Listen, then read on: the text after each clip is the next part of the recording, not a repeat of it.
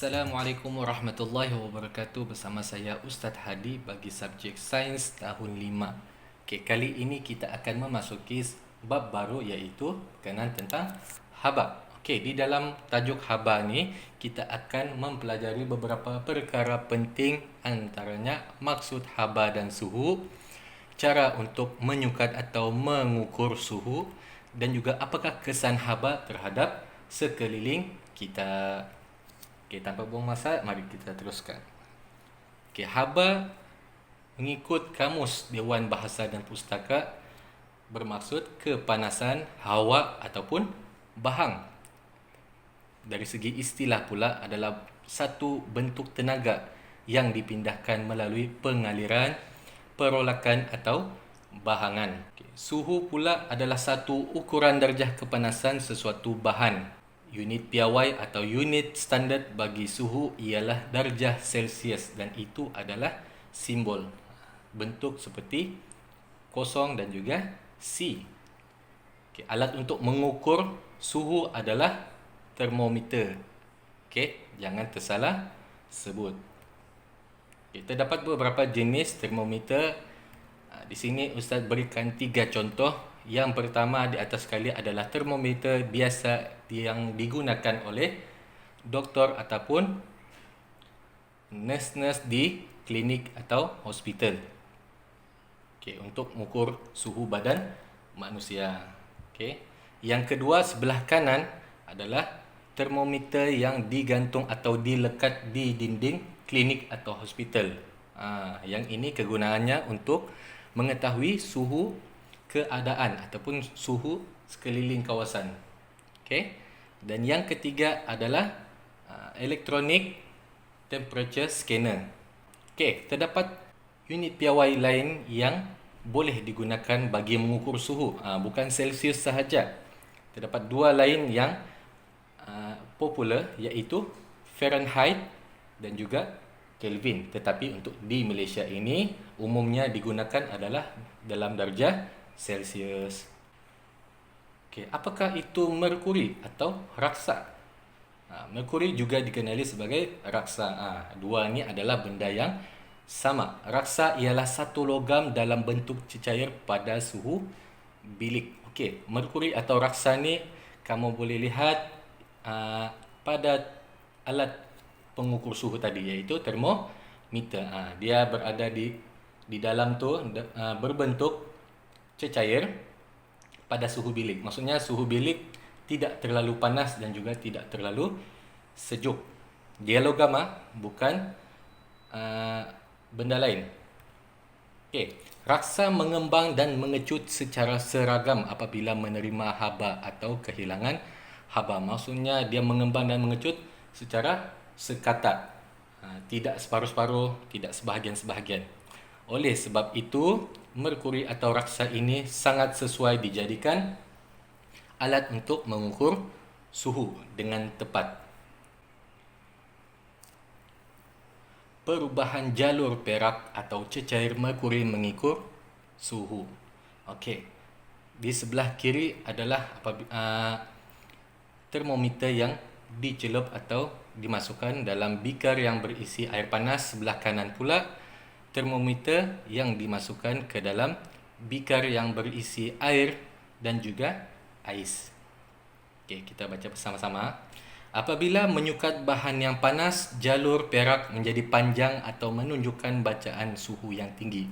Okey, kenapa dia menjadi panjang ataupun meningkat tinggi? Okey, apabila termometer direndam atau dimasukkan ke dalam air yang panas ini, maka merkuri di dalam dia akan mengembang.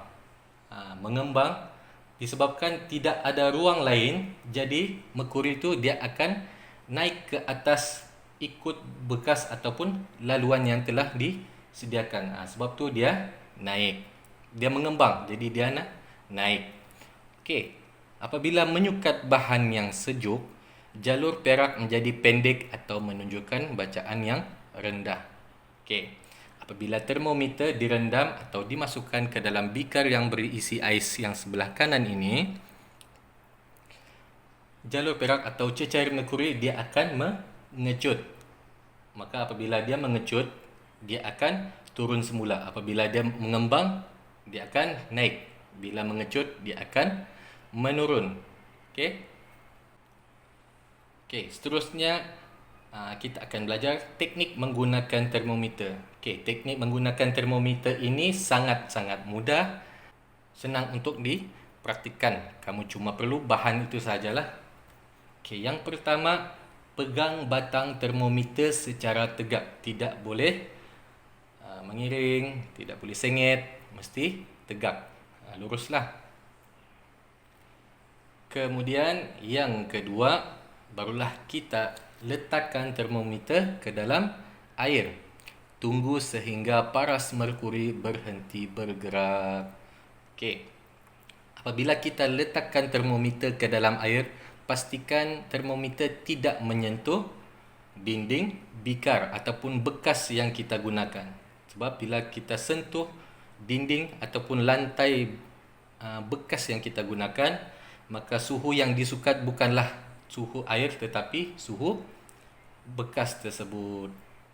Okey, kita kena tunggu paras merkuri berhenti bergerak untuk memastikan ukuran tersebut adalah ukuran yang tepat. Okey.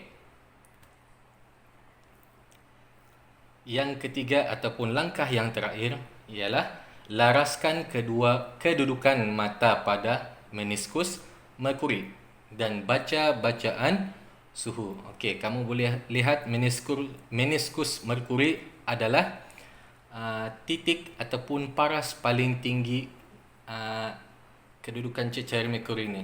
Okey, kamu boleh lihat di sini lengkungan paling tinggi ini adalah meniskus. Okey, ini sekiranya cecair melengkung ke atas. Sekiranya cecair melengkung ke bawah, maka meniskus cecair tersebut adalah pada kedudukan bawah sekali. Okey. Okey, seterusnya menerima dan kehilangan haba. Sesuatu bahan menjadi panas apabila menerima haba.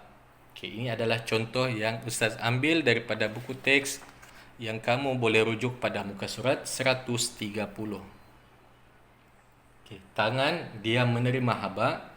Tangan Mekuan menjadi panas kerana menerima haba daripada air panas. Okey, sifat haba ialah haba ni berpindah daripada kawasan yang panas kepada kawasan yang kurang panas ataupun sejuk. Jadi dalam kes ini, tangan Mekuan dia lebih sejuk ataupun kurang panas berbanding gelas tersebut ataupun daripada air panas itulah. Jadi haba yang ada pada air panas tersebut akan berpindah ke tangan Mekuan.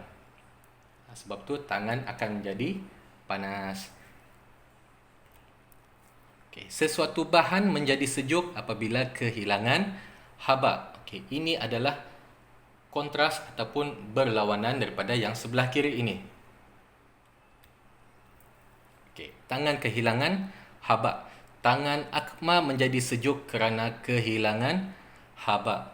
Okey, dalam kes ini air tersebut adalah air sejuk dan tangan Akma lebih panas. Maka haba pada tangan Akma akan berpindah kepada air sejuk tersebut, menjadikan air tersebut ataupun ais di dalamnya cair. Boleh lihat di bawah tu ada sedikit bekas air. Okey, sebab ais di dalam cair disebabkan haba yang ada pada tangan Akma berpindah. Ingat tadi haba dia berpindah daripada kawasan yang panas kepada kawasan yang lebih sejuk atau kurang panas. Okey, seterusnya adalah berkaitan tentang perubahan suhu. Suhu air akan meningkat apabila menerima haba. Ini contoh macam kamu panaskan air, maka suhunya akan meningkat.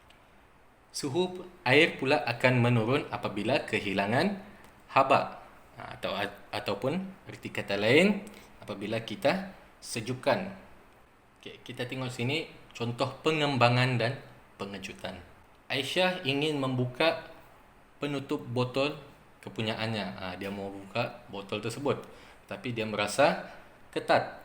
Jadi ibunya membantu Aisyah untuk membuka dengan memasukkan ke dalam air panas. Dia masukkan botol ataupun penutup botol itu ke dalam air panas.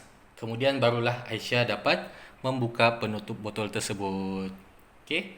Jadi apabila kamu dalam keadaan macam ni, lebih kurang macam ni, sama ada botol plastik ataupun botol kaca, mana-mana pun boleh. Sekiranya kamu mau buka rasa ketat, kamu rendam penutup tersebut dengan air panas, maka insya-Allah akan senang terbuka. Okey, bahan akan mengembang apabila dipanaskan. Oleh sebab tu penutup botol tu mudah dibuka. Okey, seterusnya. Kali ini Aisyah ingin membuka 2 gelas yang dimasukkan secara bertindih. Macam mana cara untuk mengeluarkan gelas tersebut? Ibunya mengecilkan ataupun mengecutkan gelas yang bahagian dalam dengan memasukkan sedikit ais ke dalamnya. Sebab apa? Sebab bahan akan mengecut apabila disejukkan. Seterusnya kita tengok kepada aplikasi prinsip habab. Okey, terdapat 2 situasi, iaitu apabila litar ataupun penyambungan landasan kereta api diberi ruang, manakala situasi B, landasan tersebut tidak diberi ruang. Okey, apa yang terjadi?